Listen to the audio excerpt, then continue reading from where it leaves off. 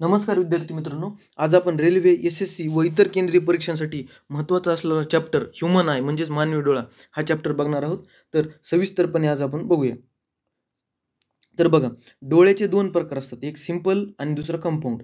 तर simple I आणि compound I हे आपण जाणून घेऊया. तर सिंपल आय म्हणजे काय, की त्यामध्ये फक्त एकच डोळा असतो आणि कंपाऊंड आय म्हणजे सिंपल आयसारखे हजारो, लाखो डोळ्यांचा मिळून जो एक डोळा असतो, त्याला कंपाऊंड आय म्हणतात.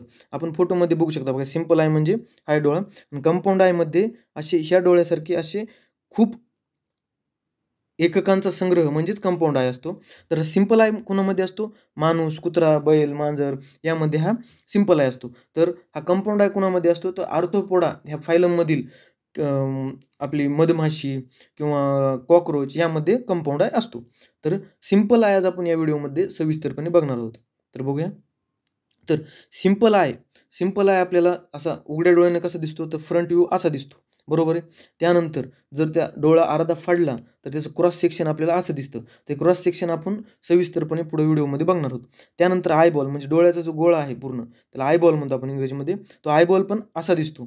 तर हे आपण सविस्तरपणे बघूया. तर बघा पहिल्यांदा आयबॉल बघू. तर आयबॉलमध्ये बघा, हा जो पांढरा भाग दिसत आहे तुम्हाला, याला म्हणायचं स्क्लेरा. हा डोळ्याचा एक सगळ्यात वरचा लेयर आहे. डोळ्यातल्या सगळ्यात वरचा लेयरला म्हणायचं स्क्लेरा. त्यानंतर हा पूर्ण जो भाग दिसतोय तुम्हाला गोल मोठा, याला म्हणायचं आयरिस. याला काय म्हणायचं? आयरिस म्हणायचं.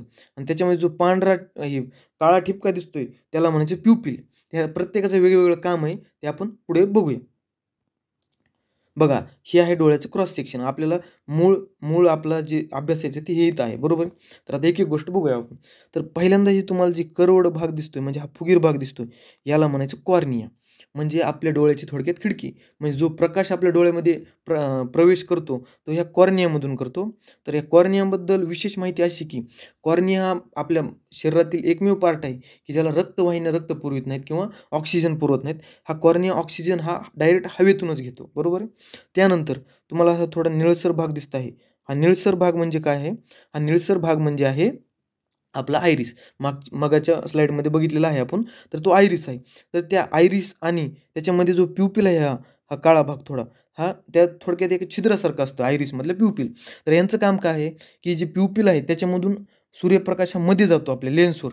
तर ते सूर्यप्रकाश किती जाऊ द्यायचा आणि किती प्रमाणात जाऊ द्यायचा हे कोण ठरवतं? आयरिस ठरवतं. तर ते आयरिस कसं ठरवतं, की आपण जर जास्त उजेडामध्ये गेलो, तर आपलं आयरिस लहान होतं. कारण आपल्याला जास्त सूर्यप्रकाशाची गरज नाही डोळ्याला आणि त्रास होतो. आणि जर आपण अंधाऱ्या खोलीमध्ये गेलं, तर हे आयरिस मोठं होतं. कारण आपल्याला डोळे पण मोठे होतात.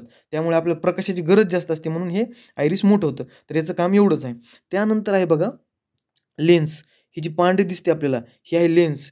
ही लेन्सचं काम काय आहे, की आपल्या बाहेरून जो येणारा प्रकाश आहे, त्याला का नाही रेटिनावर फोकस करणं. हे जे पुढं रेटिना आहे, त्याच्यावर फोकस करण्याचं काम लेन्सचं आहे. तर आपल्या डोळ्यामध्ये लेन्स कोणती आहे?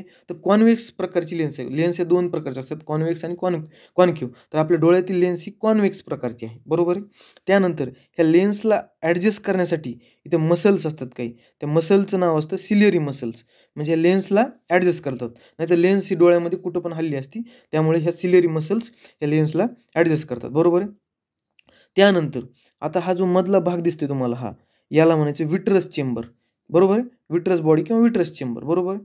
त्यानंतर आता डोळ्याची 3 म्हणजे इमेज कशी फॉर्म होते, फोटो कसा डोळ्यात दिसतो, आपल्याला कसं कळतं हे बघूया आपण. तर बघा इथं 3 लेयर दिसतात. सगळ्यात बाहेरचा स्क्लेरा पांढरा मगाच्या स्लाईडमध्ये बघितल्याप्रमाणे हा पांढरा म्हणजे स्क्लेरा. त्याच्यामध्ये जो केशरी कलर दिसतोय का, हा केशरी कलर म्हणजे असतो कोरोइड नावाचा. इथे दिसतंय बघा कोरोइड हां. त्यानंतर सगळ्यात मधला जो भाग आहे डोळ्याचा बघा हा, सगळ्यात मधला भाग याला म्हणायचं रेटिना. बरोबर आहे. तर ह्यांचं काम काय ते आपण पुढं बघणार आहोत.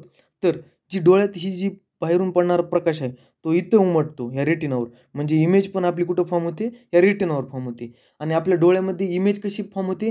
रिअल आणि इन्व्हर्टेड म्हणजे वास्तविक आणि उलटी इमेज फॉर्म होते. तर ही इमेज जी तयार झालेली आहे, ती आपल्याला कळली पाहिजे. तर ती इमेज आपल्या मेंदूपर्यंत कोण घेऊन जातं? बघा इथं ऑप्टिक नर्व्ह दिसते बघा. हे ऑप्टिक नर्व्ह जे असते, ही आपल्या मेंदूपर्यंत इलेक्ट्रिक सिग्नल घेऊन जाते आणि त्याद्वारे आपल्याला मेंदू सांगतो, की तुम्हाला डोळ्याला दिसतंय काय? बरोबर आहे? त्यानंतर बघा आता हे आपल्याला परीक्षे दृष्टीने खूप महत्त्वाचं आहे, की डोळ्याचे 3 लेयर कोणते-कोणते असतात. तर बघा, सर्वात बाहेरचा स्क्लेरा आहे तर तुम्हाला माहिती आहे पांढरा. त्यानंतर त्याच्यामध्ये असतो कोरॉइड नावाचा लेयर. बरोबर आहे. हा जो मध्ये पांढरा दिसतोय तो कोरॉइड लेयर. तर कोरॉइड लेयर महत्त्वाचा का? तर आपल्या डोळ्याचं जे पालन-पोषण म्हणजे डोळ्याला जे ऑक्सिजन किंवा ग्लुकोज आहे, तर ते कोण पुरवतं? हे कोरॉइड लेयरमध्ये ब्लड वेसल्स असतात. म्हणजे आपल्या रक्तवाहिन्या असतात. त्या रक्तवाहिन्या डोळ्याला आपल्याला ऑक्सिजन आणि ग्लुकोज इत्यादी पुरवतात आपल्याला. बरोबर आहे. त्याच्यानंतरचा आहे रेटिना. सर्वात मधला पार्ट तो आहे रेटिना. तर रेटिनाचं काम काय असतं, की रेटिना आपल्या डोळ्यामध्ये इमेज फॉर्म करतो, म्हणजे फोटो फॉर्म करतो. तर आणि तो ऑप्टिक नर्व्हच्या साहाय्याने ब्रेनला ट्रान्सफर करतो. तशी आपली इमेज दिसते. हे या 3चं काम आहे. तर कोरॉइड लेयर लक्षात ठेवावं लागेल. त्यानंतर बघा, आपल्या डोळ्यामध्ये जी रेटिना आहे, आपल्या डोळ्याला अमुक कलर, तमुक कलर कसा कळतो? बरोबर आहे का? तर हे आपण बघणार आहोत. तर आपल्या डोळ्यामध्ये 2 प्रकारचे सेल्स असतात रेटिनामध्ये. एक असतात रॉड सेल आणि एक असतात कोन सेल. बघा इथं दिसतंय. हे कोन सेल आणि हे रॉड सेल. तर कोन सेल म्हणजे काय असतात? कोन सेल हे वेगवेगळ्या कलर ओळखण्याचं काम करतात कोन सेल आणि रॉड सेल म्हणजे प्रकाशाची तीव्रता म्हणजे इंटेन्सिटी बघण्याचं काम हे रॉड सेल करतात. बरोबर आहे? तर बघा कुणाला कलर ब्लाइंडनेस नावाचा जर आजार असेल म्हणजे जे रंग ओळखू येत नसेल, लाल, हिरवा, निळा हे मधला भेद कळत नाही. त्यांना कलर ब्लाइंडनेस नावाचा आजार असतो. तो ह्या कोन सेलच्या कमतरतेमुळे किंवा त्याच्यामधल्या अ, कमजोरीमुळं होऊ शकतो. आणि नाईट ब्लाइंडनेस नावाचा आजार असतो म्हणजे रात आंधळेपणा. तर तो हा रॉड सेल्सच्या म्हणजे हे रॉड सेल्स जर नीट वर्क करत नसेल तर रात आंधळेपणा होतो. तर हे परीक्षेदृष्टीने महत्त्वाचं की कलर कोण ओळखतात? तर कोन सेल आणि प्रकाशाची तीव्रता कोण ओळखते? तर रॉड सेल्स. बरोबर आहे? तर नेक्स्ट आता डोळ्याबद्दल काही फॅक्ट आहेत, ते परीक्षेच्या दृष्टीने महत्त्वाचे आहेत. तर आपल्या डोळ्याला कमीत कमी किती अंतरावर दिसतं? तर 25 सेंटीमीटर अंतरावर दिसतं. कमीत कमी पाहिजे अंतर वस्तू आणि आपल्या डोळ्यामध्ये. त्यानंतर जास्तीत जास्त किती दिसतं? तर डोळ्याला जास्तीत जास्त कितीही लांबचं दिसू शकतं. अनंत किलोमीटरपर्यंत दिसू शकतं. त्यामुळेच आपल्याला आकाशातील तारे हे ते दिसतात हजारो किलोमीटरवरही. त्यानंतर नेत्रदान करताना आपण अख्खा डोळाच देत नाहीत. तर नेत्रदान करताना फक्त आपण जो पहिल्यांदा तुम्हाला दाखविला होता, की कर्व्हड सरफेस किंवा स्फेरिकल असतं. ते कॉर्निया आपण देत असतो. फक्त तेवढंच दान केलं जातं. त्यानंतर डोळ्याचा जो अभ्यास आहे त्यालाच ऑप्थॅल्मॉलॉजी असं म्हणतात. तसेच आता बघा इंटरेस्टिंग गोष्ट आहे, की आपल्याला जसं कलर करतात, तसं प्राण्यांना कलर कळत नाहीत. प्राण्यांना लाल, हिरवा असे कलर दिसत नाहीत. त्यांना फक्त हिरवं, हे पांढरं आणि काळं एवढंच दिसत असतं. बरोबर आहे?